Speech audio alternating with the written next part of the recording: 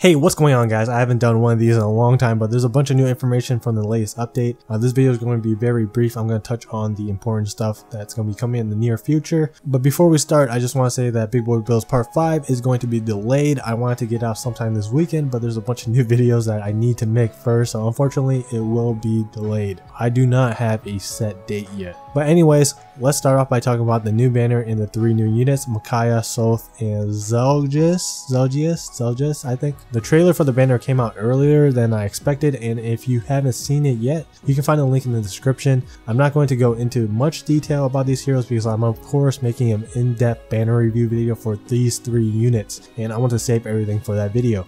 But there's Micaiah, she has 5 skills, her stat spread is similar to a Xanek and I guess Julia as well. Slow, middling speed, high attack, and very high resistance.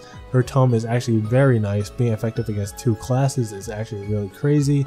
She's probably who I would summon for, but the first anniversary is just around the corner, and intelligence system ain't tricking me, bro. Next is Soth. He's the only one with 4 skills, but he does have a legendary weapon as well. His weapon has like 3 effects built in.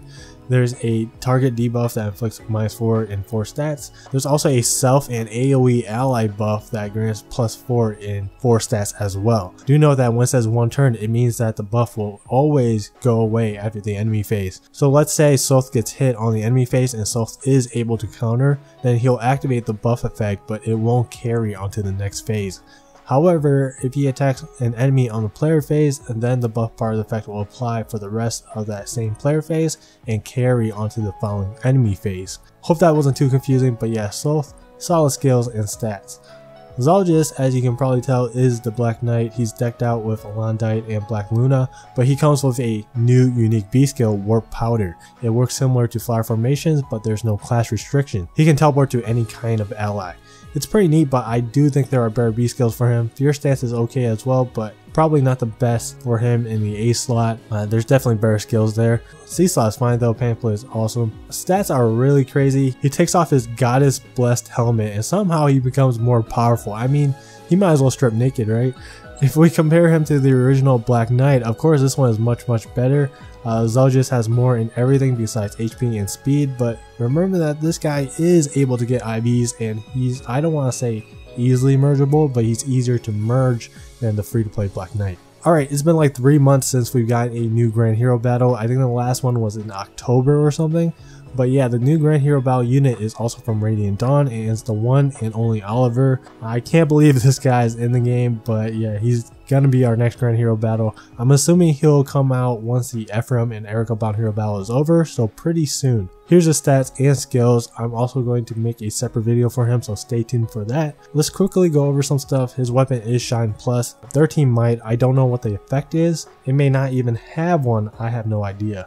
Special is Blazing Light. A slot is Mirror Strike 2 and C slot is Attack Ploy 3. Blazing Light and Mirror Strike 2 are unlockable as 4-star, while Attack Ploy is unsurprisingly locked at 5 stars. We are also getting a new type of tile and they'll appear in Arena when the new season starts on the 15th of January. They are trenches and from the Datamined it looks like it limits the movement space for cavalry units to only 1. I guess intelligence systems are trying really hard to lower the usage of cavalry units from players. Basically, your cavalry units won't be able to go past these tiles. They will have to end their turn on these tiles. At least that's what I think it does. I'm thinking it works kind of similar to like infantry units with forest tiles. Forest tiles limits the movement space of infantry units to 1. Really cool stuff. I like the addition of more tiles because it'll make the future Grand Hero battles a lot more challenging. There's 2 new legendary weapons added to the weapon refinery. One of them is Xanek's Cymbeline.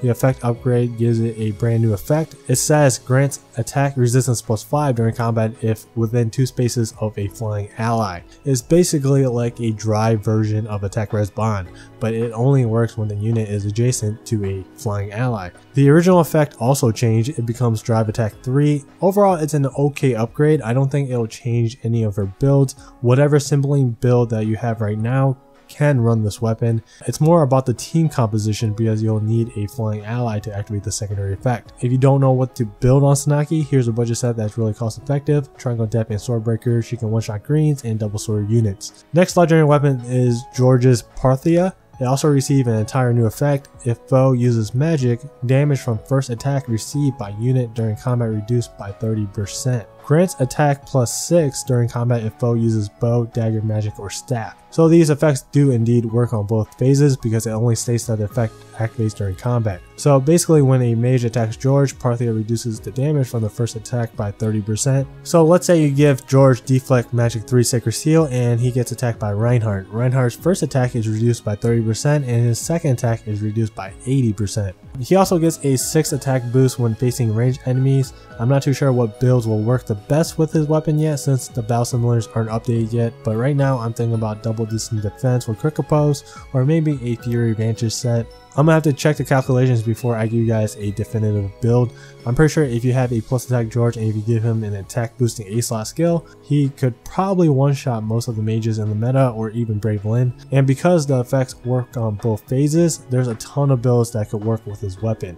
Let me know in the comments your ideas for this weapon. And lastly, we are getting a new Tempest Trials mini. It looks like Takumi will be the final boss. The dialogue for the Tempest Trials was Datamined, and you can see that New Year's male Robin is part of the dialogue. It's been almost 2 weeks since New Year's and male Corin was nowhere to be found. Well guys, it looks like he's a Tempest Trials reward, which means that he will be a free-to-play unit. If you guys refer to my Grand Hero Battle free-to-play videos, you should definitely train him up because I'll definitely try to use his 4-star version in those events. And that's pretty much it. There's still a bunch of other information that was data mined, but they aren't worth going over. It's just some small UI changes and quests for story mode, Tempest Trials, and chain challenges. Hope you guys enjoyed the video. Consider subscribing if you haven't already. There's going to be a bunch of new Fire Emblem Heroes content videos coming out soon. Thank you guys for watching, and I'll see you guys in the next video.